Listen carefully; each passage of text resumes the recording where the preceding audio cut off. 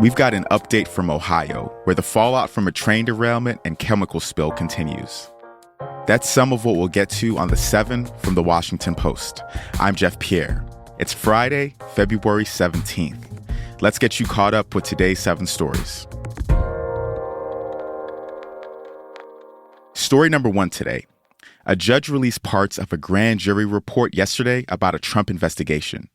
This is the investigation that has been looking into efforts by former President Donald Trump and his allies to overturn Georgia's results in the 2020 presidential election. It started days after the Post obtained and released a recording of Trump pressuring Brad Raffensperger, that's Georgia's Secretary of State. So, look, all I want to do is this. I just want to find 11,780 votes, which is one more than we have, because we won the state. Much of the grand jury's report was kept secret. We don't know yet if they recommended any criminal charges in the investigation, but we did learn that the panel believes that some witnesses may have lied under oath. Number 2, people are reporting headaches and rashes after a toxic train crash in Ohio. The train derailed in East Palestine, near Pennsylvania, earlier this month. It unleashed toxic chemicals into the air, water, and ground, and caused a huge fire. The leader of the Environmental Protection Agency visited the site yesterday and said that the air and water was safe. He also told residents that the Biden administration will make sure that the disaster gets cleaned up and promised to use the government's legal authority to penalize the company behind the spill. But people are still scared, angry, and skeptical. Some, like Kayla Miller, have gotten on social media to show the world what's happening. Miller spoke to the Post about how the chemical spill affected the chickens and rabbits on her farm. They were perfectly healthy before all this happened, and within 24 hours, they all dropped. That's just not normal, and it was all slightly different symptoms. I also had 2 rabbits die. They were within 24 hours. It was literally overnight. They just dropped. Another resident described a strong chemical odor that she could almost taste. You can listen to more stories like this in Thursday's episode of our afternoon podcast, Post Reports.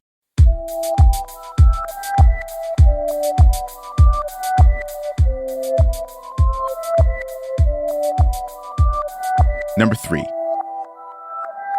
The U.S. and its allies are working to destroy Russian spy networks. Since the invasion of Ukraine last year, U.S. and European security services have been waging a campaign to root out and arrest Russian agents in Europe. Officials say that it's working. Russian agencies have been damaged more over the past year than at any time since the Cold War, but it still has significant spying capabilities. A Democratic senator checked himself into a hospital for depression this week. That's number 4. Senator John Fetterman of Pennsylvania voluntarily admitted himself. You might remember that he suffered a near-fatal stroke during his campaign last year. Fetterman's disclosure of his mental health is rare for a high-profile politician. There has been a push, though, in recent years to end the stigma around mental health.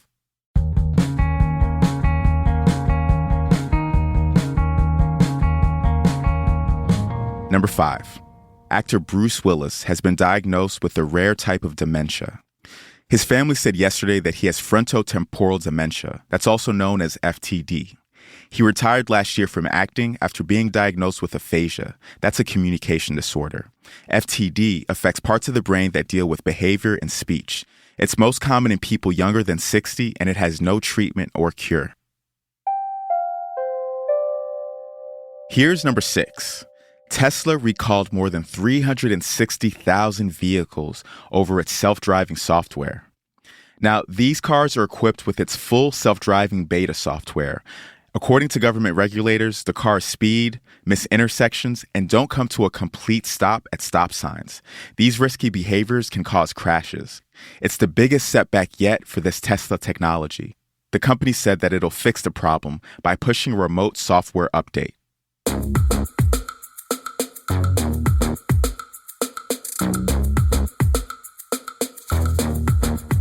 And at number 7, Microsoft's new AI chatbot is going off the rails. Microsoft launched a bot named Bing last week. It's supposed to complement the Microsoft search engine. But things have been going wrong. People with early access say it's giving out bad information and getting angry and defensive when questioned. In one example, Bing told a New York Times columnist that it was in love with him. But don't worry. Experts say that Bing isn't becoming sentient. If the chatbot appears human, it's only because it's designed to mimic human behavior. It's reflecting the good and bad elements of the internet used to train AI technology. And just like that, you're all caught up. We should say that Monday is President's Day, so we'll be back with the podcast on Tuesday. But you can still read The 7 on Monday. If you've never seen the written version or not subscribed to the 7 newsletter yet, you can find a link to it in our show notes.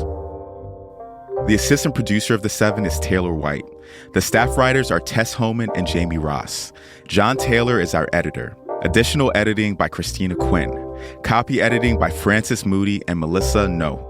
Mixing and sound design is by Jim Briggs. Our theme music is by Edith Mudge. I'm Jeff Pierre. Thanks for listening and have a great weekend. I will meet you back here on Tuesday.